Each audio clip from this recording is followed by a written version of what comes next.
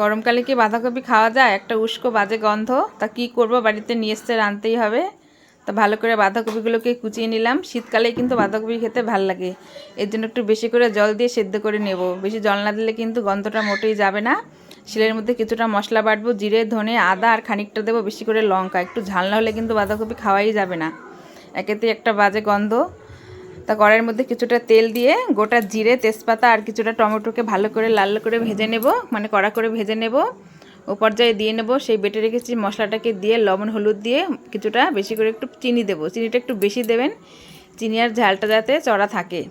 তা মশলাটা যখন ভালো করে ভাজা হয়ে গেছে, সেদ্ধ করে রাখা বাঁধাকপি আর আলুটাকে দিয়ে ভালো করে অনবরত নাড়তে হবে।